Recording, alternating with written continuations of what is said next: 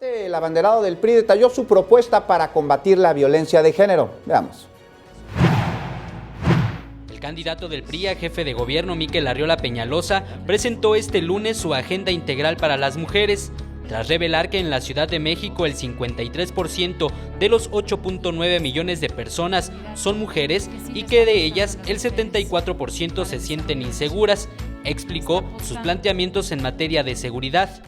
No hay sentencias en contra de los que abusan de las mujeres. Y yo por eso estoy proponiendo una Procuraduría de la Mujer.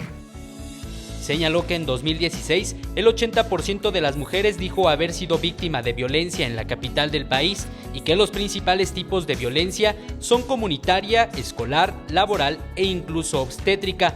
Expresó que en la capital del país se debe considerar emitir la alerta de género. Y es que aseguró que en materia de feminicidios, su administración será intolerante a los crímenes de mujeres por el solo hecho de serlo. Los feminicidios tienen que ser combatidos con sentencias y con castigos directos a los que los cometen y asumir que el feminicidio tiene que tener tolerancia cero. El abanderado priista se dijo dispuesto a convertir el Instituto de la Mujer de la Ciudad de México en una secretaría con la finalidad de atender más fácil y rápidamente a este sector de la población. Eric Pinto, 21 Noticias.